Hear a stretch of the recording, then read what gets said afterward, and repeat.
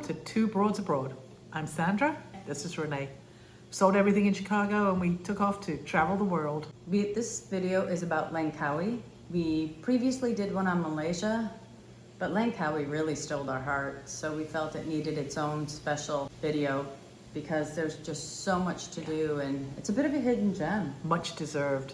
We didn't know too much about it when we went, and we knew that there was quite a lot to do. There was quite a lot of activities there. So we went knowing that. We found accommodation that was incredibly affordable and it was amazing.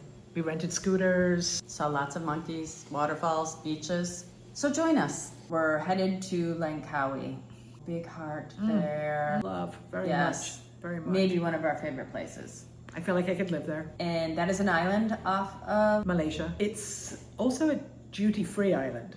That's right. Which, was meant that obviously there were things that were quite inexpensive there, which was really nice. Today was a little bit stressful. Ooh. We got a message last night saying that the bus that we were supposed to be on At 7 a.m. 7:15 this morning was cancelled.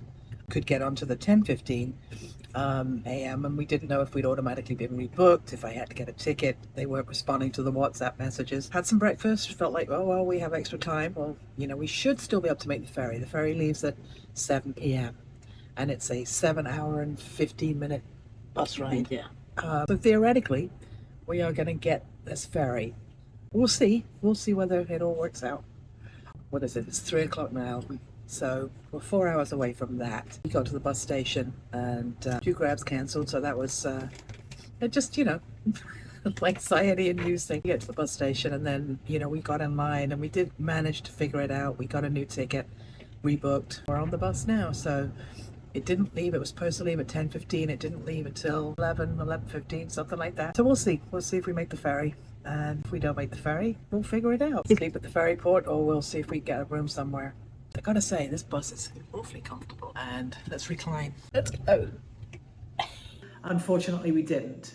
The bus driver decided that he needed to wash the bus. Yeah, pulled over to wash the bus and took a couple of hours. So we just waited and so we had to get a hotel in Kuala Perlis, which was a small town, fairly traditional Muslim town. It was a little difficult to find a place where we could get a drink. After our bus ride, we really wanted a beer. We could have murdered a pint, but we did find somewhere. We found a Chinese restaurant where we were able to order beer. But everything Food was great. Food was really good. But everything closed down by around 8 o'clock. So we had gotten a Grab, which is like Uber. We got a Grab to the restaurant. We asked him if we would be able to get one getting home, and he said we should try, but he was kind enough to give us his WhatsApp number, which we ended up using, and he came and took us home and then took us to the ferry the next day. So he was a really sweet guy. Because there were no Grabs. Also, a little pointer on the Malaysian Grab app. You can put money on it, so then when you are at markets or anything, you use the Grab app to pay for things. There's a QR code. Right, if there's a QR code. That is not the case in every country that uses Grab, but Malaysia is definitely one of them. If you're enjoying this video and you're enjoying this adventure that we're on and you want to come along with us, please like and subscribe. So yes, we finally did get to Langkawi. Yeah. And we stayed there for 8 nights in a hostel. Right. Which I know we've Home talked about Seoul. how It's we've a great enjoyed being one. around young people, and that was one of the places that we really enjoyed that. Yes. The people who stayed in your typical hostel setup, what you see is just the bunk bed, but the curtain around it, we're paying $7 a night. Yeah. We're of the age where we want our own room and we definitely want our own bathroom. So we paid $18 for that luxury. Which I figure is like if they were paying $7, we would have paid $14 because for 2 people. So another $4 got us our own bathroom. I definitely feel like it was worth it. God, yeah. And we had a lot of space too. We were able to unpack and lock our room, which is also a nice thing. But really loved it. Loved getting all the insight from the kids that were traveling. Some of them were on their second trip around Southeast Asia and they're like 18, 19 years old. I know. They really, so much more adventurous than I ever was at that age. Nah, everybody blossoms at a different time. So Home Seoul was right pretty much off of Chenang Beach, which is a great beach if you like water sports, a bunch of restaurants and bars on the beach, which was nice. It was a little bit higher priced. Yeah, to eat on the beach and to drink on the beach was definitely more in comparison with what we're used to paying at home even. A couple of the places. Yeah. But a beer was, I think, $4. Yeah. Where if you got off the beach, you would pay $2.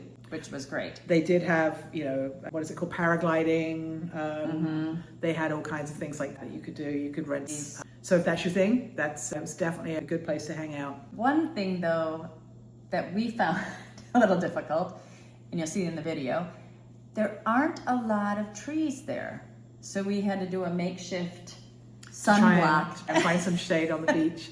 And that's why we MacGyvered our hiking poles in our sarongs. Worked great. So we did check out other beaches. We rented scooters, which was a whopping $6 a day.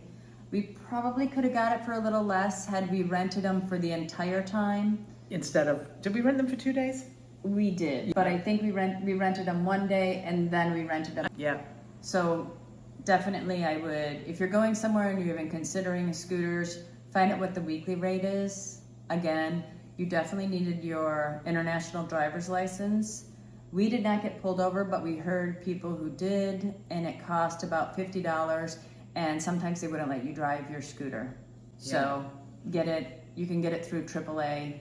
Yeah, it's an easy thing to get. So if you're traveling anywhere really, Australia, they said they needed it in Australia, but I don't think they actually took it from us. Right, So we showed it to them. yeah, And we're actually overseas right now, and ours is expiring, and you can renew it overseas with DHL. You fill out all the paperwork, send a passport photo, and send it to them, and they'll ship it back to you. So that's good to know. We'll let you know Yeah, how that right. goes. We hope we'll get it in time.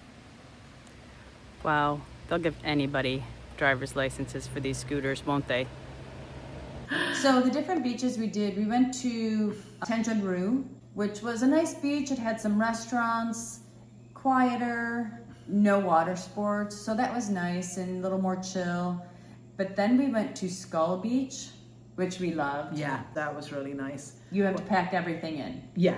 And There's it's just no a amenities. little walk. It wasn't a big walk, right? Just down a few steps. So it wasn't like a hike down. Right. But there was a sign for like a killer otter. Unfortunately, we never saw him. We were looking for him. It was like, you know, don't the otter will bite you. You know, don't try and pet the otter or whatever. And we were just like, where the hell is this otter? You know, but we never saw it. No.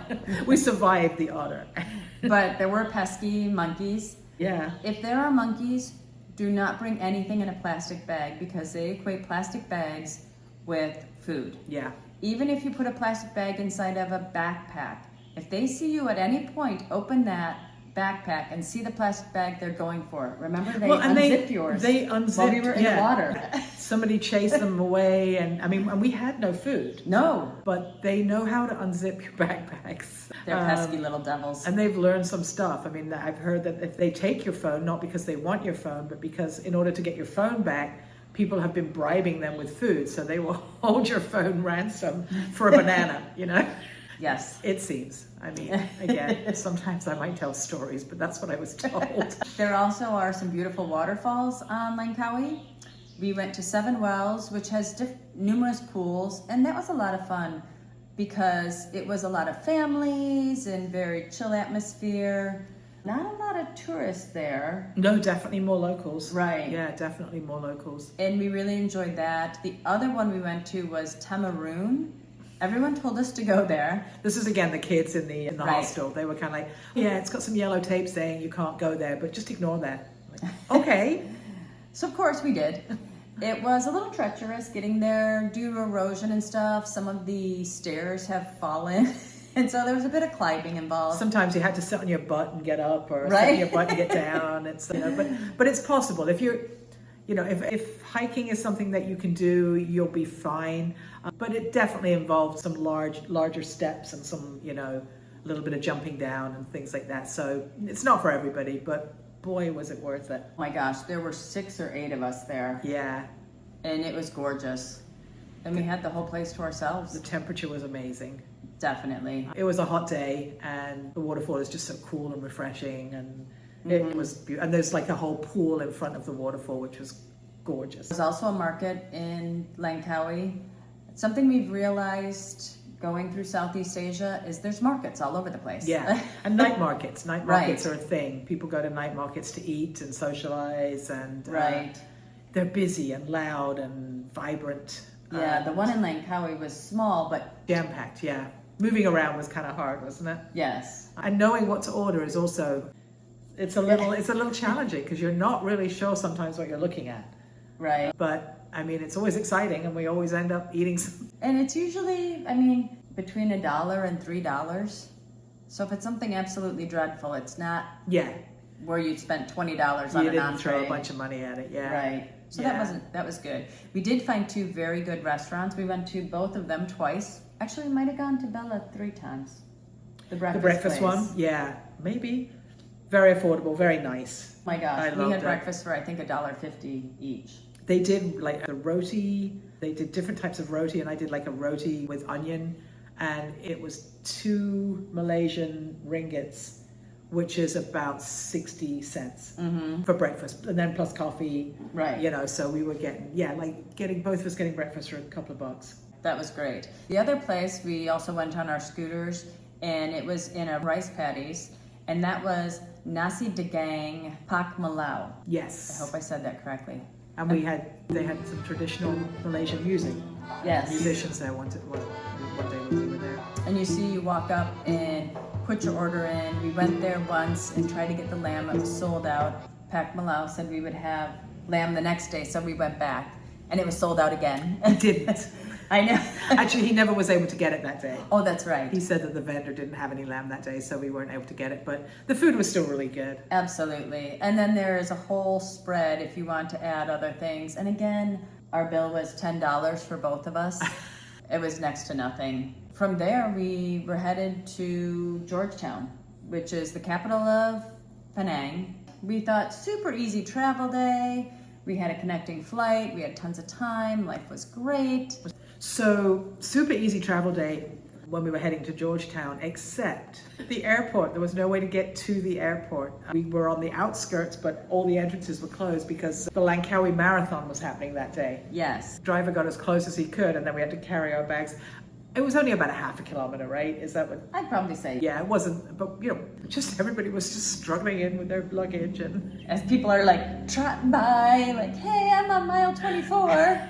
We did not trip any of them. Next Friday, we'll be dropping our video on Cambodia. That's a lot. Cambodia is a lot. A friend introduced us to the term, it's confronting. Yeah, come be confronted with us. We'll see you next Friday. It's Two Broads Abroad, signing off.